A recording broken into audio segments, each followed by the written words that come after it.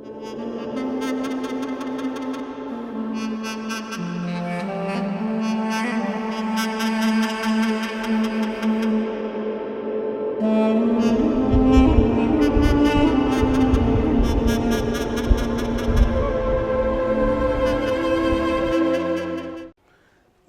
1-ാം അധ്യായം മുതൽ 6-ാം അധ്യായം വരെ നമ്മൾ ദാനിയേലിൻ്റെയും സ്നേഹിതന്മാരുടെയും കൊട്ടാര ജീവിതത്തിൻ്റെ കഥകളാണ് വായിക്കുന്നത്.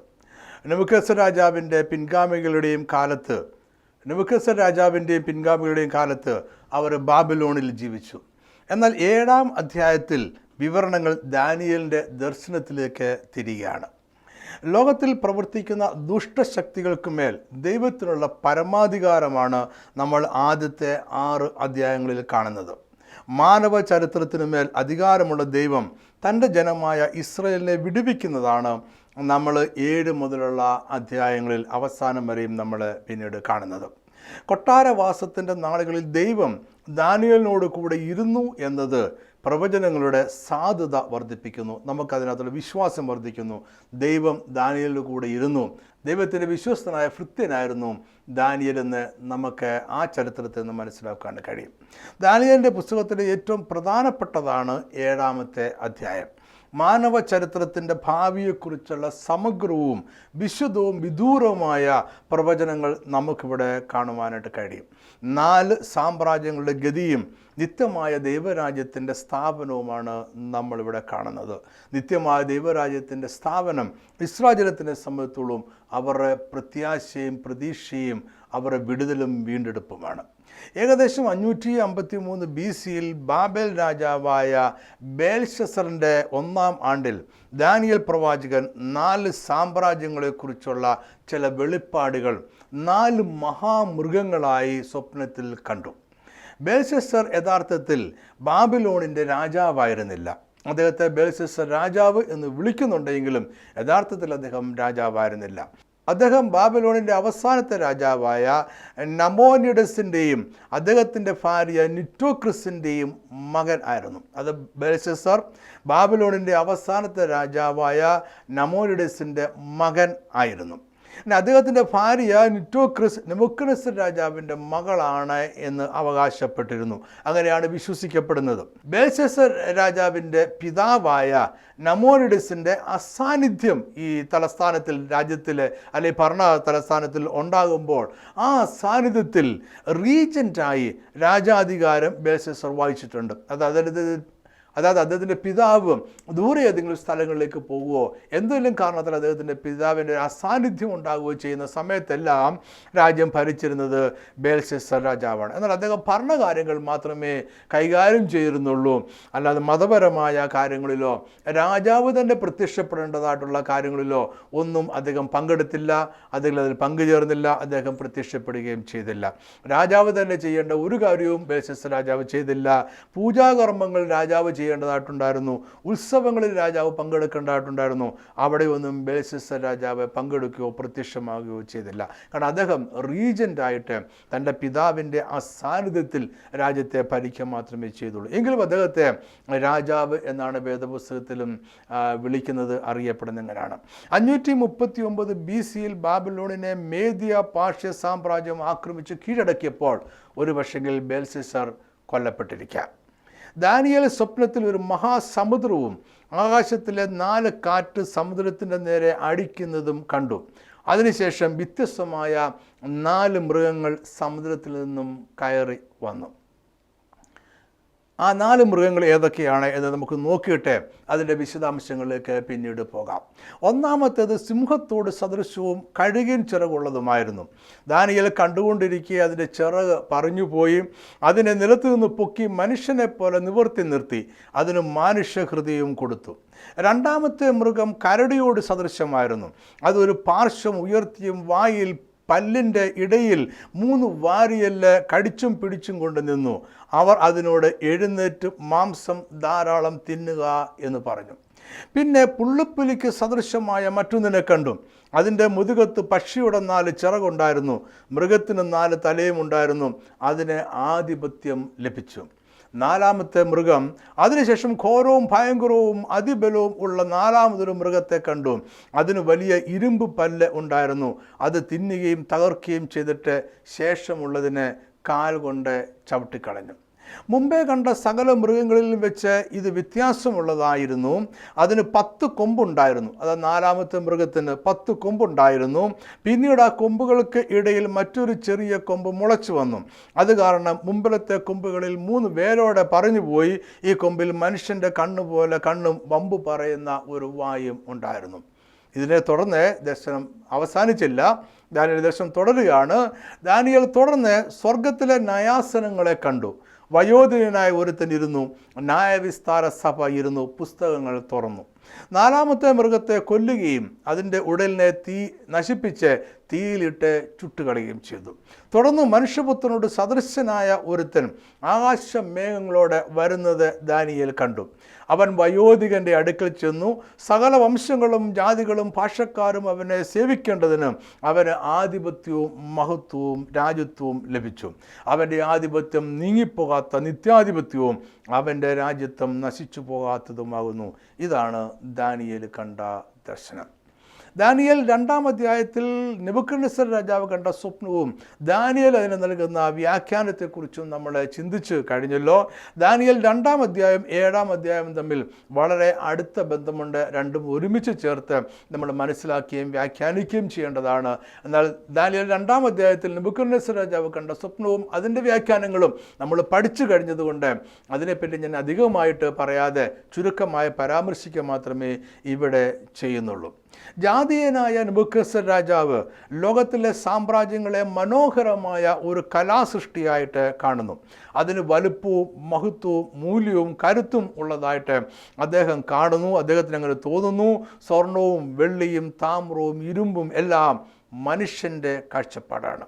എന്നാൽ ദൈവം ഇതേ ലോക സാമ്രാജ്യങ്ങളെ നെബൂഖദ്നേസർ രാജാവ് സ്വർണമായിട്ടും വെള്ളിയായിട്ടും താമ്രമായിട്ടും ഇരുമ്പായിട്ടും കണ്ട അതേ ലോക സാമ്രാജ്യങ്ങളെ സ്വർഗസ്ഥനായ ദൈവം കാണുന്നത് വിചിത്രവും അസ്വാഭാവികവും ഭീകരവും ക്രൂരവുമായ മൃഗങ്ങൾ ആയിട്ടാണ്. ഇതാണ് ദൈവത്തിൻ്റെ കാഴ്ചപ്പാട്, ആത്മീയമായ ഒരു കാഴ്ചപ്പാട്. ഇത് രാജാവും ദാനിയേലും കണ്ട സ്വപ്നത്തിൻ്റെയും ദർശനത്തിൻ്റെയും വ്യത്യാസമാണ്. ഈ 2 സ്വപ്നത്തിനും ദർശനത്തിനും ഇടയിൽ 50 വർഷങ്ങളുടെ വ്യത്യാസമുണ്ട്. 50 വർഷങ്ങളുടെ സമയദൈർഘ്യം ഉണ്ട്. എന്നാൽ ഇവ രണ്ടുപേരും ലോക സാമ്രാജ്യങ്ങളെയാണ് വിവരിക്കുന്നത്. നമുക്കിനിയും ദാനിയേലിൻ്റെ ദർശനത്തിലേക്ക് ഓരോന്നിലേക്കും പോകാം. ദാനിയേലിൻ്റെ ദർശനം ആരംഭിക്കുന്നത് ദാനിയേൽ ഒരു മഹാസമുദ്രത്തെ കാണുന്നതോടുകൂടി ആണ്. ഒരു മഹാസമുദ്രത്തിനു മേൽ ആകാശത്തിലെ 4 കാറ്റും വീശുന്നത് ദാനിയേൽ കാണുന്നു. ദാനിയേൽ 7:2. ദാനിയേൽ വിവരിച്ചു പറഞ്ഞത് എന്തെന്നാൽ, ഞാൻ രാത്രിയിൽ എൻ്റെ ദർശനത്തിൽ കണ്ടത് ആകാശത്തിലെ 4 കാറ്റും മഹാസമുദ്രത്തിന് നേരെ ആടിക്കുന്നത് ഞാൻ കണ്ടു. യഹൂദന്മാർക്ക് സമുദ്രം നാശത്തിൻ്റെയും ആശയക്കുഴപ്പത്തിൻ്റെയും അപകടത്തിൻ്റെയും പ്രതീകമാണ്. അതുകൊണ്ട് നമ്മളും അതിനെ എങ്ങനെയാണ് മനസ്സിലാക്കുന്നതാണ് ഏറ്റവും ശരി. ഈ നാശത്തിൻ്റെയും ആശയക്കുഴപ്പത്തിൻ്റെയും അപകടത്തിൻ്റെയും പ്രതീകമായിരിക്കുന്ന ഈ സമുദ്രത്തിൽ നിന്നും 4 ക്രൂരന്മാരായ മഹാമൃഗങ്ങൾ കയറി വരുന്നതാണ് ദാനിയേൽ കാണുന്നത്. അതുകൊണ്ട് തന്നെ ഈ 4 ക്രൂരന്മാരായിട്ട് മഹാമൃഗങ്ങളും അപകടത്തിൻ്റെയും നാശത്തിൻ്റെയും മൃഗങ്ങളാണ് നമുക്ക് മനസ്സിലാക്കാൻ കഴിയും. ഈ 4 മൃഗങ്ങൾ 4 ലോക സാമ്രാജ്യങ്ങളെയാണ് കാണിക്കുന്നത്. ദാനിയേലിൻ്റെ ദർശനത്തിൽ ഒരു സ്വർഗീയ ദൂതൻ ഈ മഹാമൃഗങ്ങളുടെ അർത്ഥം വിശദീകരിച്ചു കൊടുക്കുന്നുണ്ട്. ദാനിയേലിൻ്റെ ദർശനം തുടർച്ചയായി വരുന്ന 4 ലോക സാമ്രാജ്യങ്ങളെക്കുറിച്ചും അതിൻ്റെ അവസാനത്തിൽ ദൈവം സ്ഥാപിക്കുന്ന നിത്യമായ രാജ്യത്തെക്കുറിച്ചുമാണ്. മറ്റൊരു രീതിയിൽ പറഞ്ഞാൽ, യേശുക്രിസ്തുവിൻ്റെ 2ാമത്തെ വരവ് വരെ എന്ത് സംഭവിക്കാനിരിക്കുന്നു, ഈ ലോകത്തിൻ്റെ രാഷ്ട്രീയമായ സംവിധാനം എങ്ങനെ മുന്നോട്ട് പോകും എന്നാണ് ദാനിയേലിൻ്റെ ദർശനം പറയുന്നത്. നമ്മൾ പറഞ്ഞതുപോലെ തന്നെ ഇതുവരെ മനസ്സിലാക്കിയതുപോലെ വരുവാനിരിക്കുന്ന 4 സാമ്രാജ്യങ്ങളെ 4 മഹാമൃഗങ്ങളായിട്ടാണ് ദാനിയേൽ കാണുന്നത്. അപ്പോൾ ഒന്നിനോടൊന്ന് വിഭിന്നമായിരുന്നു. ഒരു മൃഗം മറ്റൊരു മൃഗത്തിൽ നിന്നും വ്യത്യസ്തമായിരുന്നു. അതായത് ഈ രാജ്യങ്ങളിൽ ഒന്നിനു പോലും ഭൂമിശാസ്ത്രപരമായി ഈ ലോകത്തെ മുഴുവൻ കീഴടക്കി ഭരിച്ചിട്ടില്ല എങ്കിലും അവയുടെ കാലം മുതൽ ഇന്നേ വരെയുള്ള ലോകത്തെ അത് സ്വാധീനിക്കുന്നുണ്ട്. ഇവയെല്ലാം പരസ്പരം ഇവയെല്ലാം പരസ്പരം വ്യത്യസ്തങ്ങളാണ് എങ്കിലും അവയിലെല്ലാം വ്യാപിക്കുന്ന ഒരു ആത്മാവുണ്ട്, വ്യാപരിച്ചിരുന്ന ഒരു ആത്മാവുണ്ട്. ഈ ആത്മാവ് ലോകത്തിൻ്റെ ഭരണ സംവിധാനത്തെയും സംസ്കാരത്തെയും ലോകത്തിൻ്റെ മതങ്ങളെയും സ്വാധീനിച്ചിട്ടുണ്ട്. ആ സ്വാധീനം നമുക്ക് ഇന്നും കാണുവാനായിട്ട് കഴിയും. ഉദാഹരണത്തിന് നമ്മൾ ചിന്തിച്ചു നോക്കാം, ഗ്രീക്ക് സാമ്രാജ്യം, റോമൻ സാമ്രാജ്യം, അവരുടെ സംസ്കാരം, അവരുടെ ഭരണ സംവിധാനം, അവരുടെ ഭാഷകൾ പോലും ഇന്നും ലോക സംവിധാനത്തെ, ലോകത്തിൻ്റെ രാഷ്ട്രീയ സംവിധാനത്തെ, ലോകത്തിൻ്റെ സംസ്കാരത്തെയും ചിന്തകളെയും തത്വചിന്തകളെയും സ്വാധീനിക്കുന്നുണ്ട്. ലോകത്തിൻ്റെ ഭരണ സംവിധാനങ്ങൾ പലതും ക്രമീകരിക്കപ്പെട്ടിരിക്കുന്നത് ബാബിലോൺ ഭരണ സംവിധാനത്തിൻ്റെ രീതിയിലോ അല്ലെങ്കിൽ മേദിയ പാർശ്യ ഭരണ സംവിധാനത്തിൻ്റെ കീഴിലോ അല്ലെങ്കിൽ രീതിയിലോ അല്ലെങ്കിൽ റോമൻ സാമ്രാജ്യത്തിൻ്റെ ഭരണ രീതിയിലോ ഒക്കെയാണ്. അവിടെ നിന്നാണ് അതിൻ്റെ ആശയങ്ങൾ നമ്മൾ കടമെടുത്തിരിക്കുന്നത്. ലോകത്തിൻ്റെ തത്വജ്ഞാനത്തെ തന്നെ ഗ്രീക്കിലെയും റോമിലെയും തത്വചിന്തകർ വളരെയധികം സ്വാധീനം ചെലുത്തിയിട്ടുണ്ട്. അത് ഇന്നും മായാതെ തന്നെ നിൽക്കുന്നുണ്ട്. ലോക സാമ്രാജ്യങ്ങളെ ദാനിയേൽ മൃഗങ്ങളായി കാണുന്നത് അവയുടെ ക്രൂരതയും വന്യതയും മൃഗീയതയും സൂചിപ്പിക്കുന്നു. ഈ സാമ്രാജ്യങ്ങൾ ചില നാളുകളിലേക്ക് ലോകത്തിൽ സ്വാധീനം ഉണ്ടായിരിക്കുമെന്നും എന്നാൽ അന്ത്യനാളിൽ അവയെല്ലാം നീങ്ങിപ്പോകുമെന്നുമാണ് ദാനിയേൽ തന്റെ ദർശനത്തിൽ കാണുന്നത്. ദാനിയേൽ 7:18 നമ്മൾ അതാണ് വായിക്കുന്നത്. എന്നാൽ ഇത് അന്ത്യകാലത്തെക്കുറിച്ചാണ് ദാനിയേൽ പറയുന്നത്. എന്നാൽ അത്യുന്നതനായവൻ്റെ വിശുദ്ധന്മാർ രാജ്യത്വം പ്രാപിച്ച് എന്നേക്കും സദാകാലത്തേക്കും രാജ്യത്വം അനുഭവിക്കും. ഇനി നമുക്ക് ഓരോ മൃഗത്തിലേക്കും പോയി വിശദമായിട്ട് ആ മൃഗത്തെക്കുറിച്ചൊന്ന് പഠിക്കുവാൻ ശ്രമിക്കാം. ഒന്നാമത്തെ മൃഗം കഴുകൻ്റെ ചിറകുകളുള്ള സിംഹമാണ്. ദാനിയേൽ 7:4. ഒന്നാമത്തേത് സിംഹത്തോട് സദൃശവും കഴുകൻ ചിറകുള്ളതുമായിരുന്നു. ഞാൻ നോക്കിക്കൊണ്ടിരിക്കുക, അതിൻ്റെ ചിറക് പറഞ്ഞുപോയി, അതിൻ്റെ നിലത്ത് നിന്ന് പൊക്കി മനുഷ്യനെപ്പോലെ നിവർത്തി നിർത്തി, അതിന് മനുഷ്യ ഹൃദയവും കൊടുത്തു. ഒന്നാമത്തെ മൃഗം കഴുകൻ്റെ ചിറകുകൾ ഉള്ള സിംഹമായിരുന്നു. അത് മധ്യപൂർവ്വ ദേശങ്ങളിലെ അപകടകരമായ ഒരു മൃഗമായിരുന്നു. പഴയ നിയമ പ്രവാചകന്മാർ ബാബിലോണിനെ സിംഹത്തോടെ ഉപമിക്കാറ് ഉണ്ടായിരുന്നു. ബാബിലോണിൻ്റെ മതിലിലും നാണയങ്ങളിലും കഴുകൻ്റെ ചിറകുകളുള്ള മഞ്ഞ നിറത്തിലുള്ള സിംഹത്തിൻ്റെ ചിത്രങ്ങൾ ഉണ്ടായിരുന്നു. ഇതൊക്കെ പുരാവസ്തു ഗവേഷകർ ഇപ്പോൾ കണ്ടെടുത്തിട്ടുണ്ട്. പുരാവസ്തു ഗവേഷകർ കണ്ടെടുത്തിരിക്കുന്ന ഒരു പ്രധാനപ്പെട്ട കാര്യം കൂടി ഞാൻ നിങ്ങളുടെ ശ്രദ്ധയിലേക്ക് കൊണ്ടുവരാം. ബാബിലോൺ പട്ടണത്തിലേക്ക് ഉള്ള പല പ്രവേശന കവാടങ്ങളിൽ ഇഷ്താർ എന്ന് പറയുന്നൊരു പ്രവേശന കവാടം ഉണ്ടായിരുന്നു. BC 573 നെബൂഖദ്നേസർ രാജാവാണ് ഈ കവാടം നിർമ്മിക്കുവാൻ ഉത്തരവിട്ടത്. ഈ കവാടങ്ങൾ 20-ാം നൂറ്റാണ്ടിൻ്റെ ആരംഭത്തിൽ ഭൂഗർഭശാസ്ത്രജ്ഞന്മാർ, പുരാവസ്തു ഗവേഷകരും എല്ലാം ചേർന്ന് അതിനെ കണ്ടെടുത്തു, അതിൻ്റെ അവശിഷ്ടങ്ങൾ കണ്ടെടുത്തു. 1930 അതിനെ പുനഃസൃഷ്ടിച്ചു.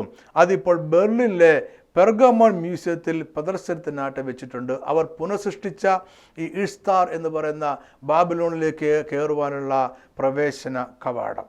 ഇനി എന്തിനാണ് നമ്മളിത് പറയുന്നതെന്ന് ചോദിച്ചാൽ, ഇസ്താർ എന്ന് പറയുന്ന പ്രവേശന കവാടത്തിലും അതിലേക്കുള്ള വീതിയിലും അതിലേക്കുള്ള വഴികളുടെ ഇരുവശത്തിലും നീല നിറത്തിലുള്ള തിളങ്ങുന്ന ഇഷ്ടികകൾ പതിച്ചിരുന്നു. ഈ നീല നിറത്തിലുള്ള തിളങ്ങുന്ന ഇഷ്ടികകളിൽ മഞ്ഞ നിറത്തിലുള്ള സിംഹത്തിൻ്റെ ചിത്രം ഉണ്ടായിരുന്നു. അപ്പോൾ സിംഹം കാണിക്കുന്നത് ബാബിലോൺ സാമ്രാജ്യത്തെയാണ് എന്ന് നമുക്ക് വേഗത്തിൽ മനസ്സിലാക്കാൻ കഴിയും. എന്നാൽ ബാബിലോൺ സാമ്രാജ്യത്തിൽ മാത്രമല്ല ഈ സിംഹത്തിൻ്റെ ചിത്രങ്ങൾ ഉണ്ടായിരുന്നത്. അസീറിയ സാമ്രാജ്യത്തിലും സിംഹത്തിൻ്റെ ചിത്രങ്ങൾ ഉണ്ടായിരുന്നു. ചിറകുകളുള്ള കാളകളുടെ രൂപങ്ങളുണ്ടായിരുന്നു. അതൊക്കെ അവർ ദ്വാരപാലകരായി പട്ടണത്തിൻ്റെ വാതിക്കലും അവരുടെ ക്ഷേത്രങ്ങളുടെ വാതിക്കലും സ്ഥാപിക്കാറ് ഉണ്ടായിരുന്നു. എന്നാൽ ദാനിയേലിൻ്റെ പ്രവചനങ്ങൾ ആരംഭിക്കുന്നത് ബാബിലോൺ സാമ്രാജ്യത്തോടു കൂടിയാണ്. പ്രത്യേകിച്ച് നെബൂഖദ്നേസർ രാജാവിൻ്റെ സ്വപ്നത്തിൽ നമ്മളിത് കണ്ടു കഴിഞ്ഞു. അതുകൊണ്ട് സിംഹത്തിൻ്റെ ചിറകുകളുള്ള സിംഹത്തിൻ്റെ ചിത്രം എന്ന് പറയുന്നത് തീർച്ചയായിട്ടും ബാബിലോണിനെ സൂചിപ്പിക്കുന്നതാണ്. ഈ ചിറകുകൾ വേഗത്തെയാണ് കാണിക്കുന്നത്. കഴുകൻ്റെ ചിറകുകളുള്ള സിംഹം 605 BC മുതൽ 539 BC വരെയുള്ള ബാബിലോൺ സാമ്രാജ്യത്തിൻ്റെ വേഗത്തിലുള്ള വളർച്ചയും സിംഹം സൂചിപ്പിക്കുന്ന കരുത്തിനെയും ആ രാജകീയ മഹത്വത്തെയുമാണ് കാണിക്കുന്നത്. ദാനിയേലിന് ഈ ദർശനം ലഭിക്കുമ്പോൾ ബാബിലോൺ സാമ്രാജ്യം ശക്തമായി തന്നെ നിലവിലുണ്ടായിരുന്നു. അത് തകരും എന്നൊരു പ്രതീക്ഷയും മാനുഷികമായി ആർക്കും ഉണ്ടായിരുന്നില്ല. എന്നാൽ ദാനിയേലിന് ലഭിച്ച ദർശനം ആത്മീയമായ ദർശനമാണ്, ദൈവം നൽകുന്ന ദർശനമാണ്. അത് ദാനിയേൽ സ്വീകരിച്ചേ മതിയാവും. നെബൂഖദ്നേസർ രാജാവ് കണ്ട സ്വപ്നത്തിലെ ബിംബത്തിൻ്റെ തങ്കം കൊണ്ടുള്ള തല ബാബിലോൺ സാമ്രാജ്യത്തെ സൂചിപ്പിക്കുന്നത് പോലെ കഴുകൻ്റെ ചിറകുകളുള്ള സിംഹം എന്ന മൃഗവും അതേ സാമ്രാജ്യത്തെ, ബാബിലോൺ സാമ്രാജ്യത്തെയാണ് സൂചിപ്പിക്കുന്നത്. സിംഹത്തിൻ്റെ ചിറകുകൾ പറഞ്ഞു പോകുന്നതായിട്ട് ദാനിയേൽ കാണുന്നുണ്ട്. അത് നെബൂഖദ്നേസർ രാജാവിന് മനോവിഭ്രമം ഉണ്ടായ കാലത്തെയാണ് കാണിക്കുന്നത്. നെബൂഖദ്നേസർ രാജാവിന് മനോവിഭ്രമം ഉണ്ടായ കാലഘട്ടത്തിൽ അദ്ദേഹത്തിൻ്റെ വാസം കാട്ടുമൃഗങ്ങളോട് കൂടെയായി. അദ്ദേഹത്തിൻ്റെ രോമം കഴുകൻ്റെ തൂവൽ പോലെയും അവൻ്റെ നഖം പക്ഷിയുടെ നഖം പോലെയും വളർന്നു. അവൻ കാള എന്നതുപോലെ പുല്ല് തിന്നുകയും അവൻ്റെ ദേഹം ആകാശത്തിലെ മഞ്ഞുകൊണ്ട് നനയുകയും ചെയ്തു. ഇങ്ങനെയാണ് വേദപുസ്തകത്തിൽ അതിനെക്കുറിച്ചുള്ള വിവരണം. അപ്പോൾ രാജാവിൻ്റെ ഈ മനോവിഭ്രമം ഏകദേശം 7 വർഷങ്ങളോളം നിലനിന്നു. അതിനുശേഷം അദ്ദേഹം തിരികെ രാജ്യസ്ഥാനത്ത് എത്തി. അതിനെക്കുറിച്ചാണ് ദാനിയേൽ പറയുന്നത്, ഈ മൃഗത്തെ മനുഷ്യനെ പോലെ നിവർന്ന് നിൽക്കുമാർ ആക്കി. അത് മനുഷ്യനെ പോലെ നിവർന്നു നിന്നും അവനൊരു മാനുഷ്യ ഹൃദയം ലഭിക്കുകയും ചെയ്തു. നെബൂഖദ്നേസർ രാജാവ് മൊത്തം 43 വർഷങ്ങൾ 605 മുതൽ 562 BC വരെ ബാബിലോണിൽ രാജാവായിരുന്നു. ബാബിലോൺ സാമ്രാജ്യം ഏഷ്യ മൈനർ എന്നറിയപ്പെടുന്ന പ്രദേശം മുതൽ കാസ്പിയൻ കടൽ വരെ വിസ്തൃതം ആയിരുന്നു. വേദപുസ്തകത്തിലെ അദ്ദേഹത്തിൻ്റെ പ്രധാന യുദ്ധം യഹൂദയെ ആക്രമിച്ച് കീഴടക്കുന്നതും ദാനിയേലിനെ പോലെയുള്ളവരെ പിടിച്ചുകൊണ്ടു പോകുന്നതും ആയിരുന്നു. അദ്ദേഹത്തിൻ്റെ മരണശേഷവും 539 BC വരെ ദാനിയേലിൻ്റെ ദർശനത്തിലെ രണ്ടാമത്തെ സാമ്രാജ്യമായ മേദ്യ പാർസ്യ സാമ്രാജ്യം ബാബിലോണിനെ ആക്രമിച്ച് കീഴടക്കുന്നവരെ ബാബിലോൺ വളരെ ശക്തമായ ഒരു സാമ്രാജ്യമായി തന്നെ നിലനിന്നു. ഇനി നമുക്ക് രണ്ടാമത്തെ മൃഗത്തിലേക്ക് പോകാം. കരടിയോട് സദൃശമായ മൃഗം. ദാനിയേൽ 7:5. രണ്ടാമത്തെ മൃഗം കരടിയോട് സദൃശമായതായിരുന്നു. അതിൻ്റെ ഒരു വശം മറ്റു വശത്തേക്കാൾ ഉയർന്നത് ആയിരുന്നു. അതിൻ്റെ വായിൽ പല്ലിൻ്റെ ഇടയിൽ 3 വാരിയെല്ല് കടിച്ചു പിടിച്ചിട്ടുണ്ടായിരുന്നു. എഴുന്നേറ്റ് മാംസം ധാരാളം തിന്നുക എന്നൊരു ശബ്ദവും ദാനിയേൽ കേട്ടു. കരടി ഇരകളെ പിടിച്ചു തിന്നുന്ന ക്രൂരനായ മൃഗമായിരുന്നു. ബാബിലോൺ സാമ്രാജ്യത്തെ മറിച്ചു കളഞ്ഞ മേദ്യ പാർസ്യസ് എന്ന സംയുക്ത സാമ്രാജ്യത്തെയാണ് ഈ കരടി സൂചിപ്പിക്കുന്നത്.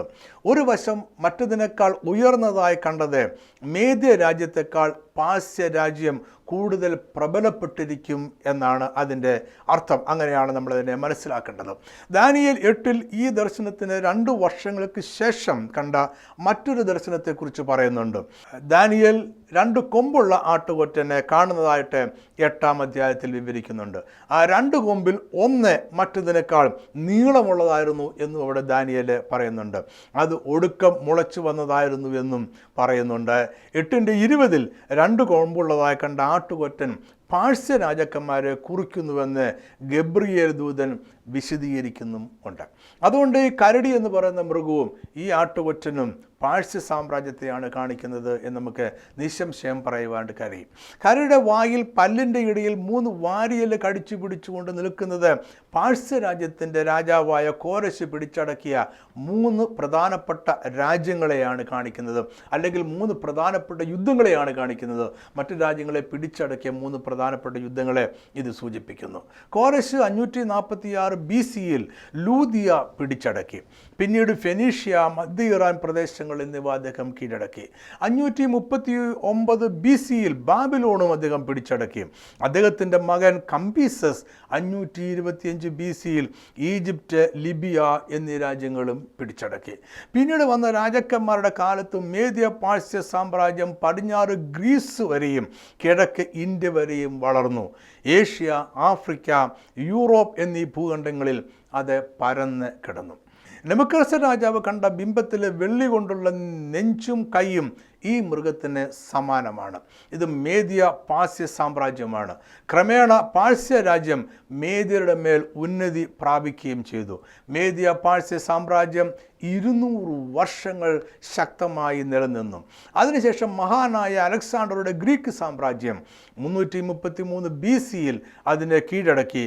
അങ്ങനെ പുതിയൊരു മൃഗം ഉയർന്ന് വന്നു.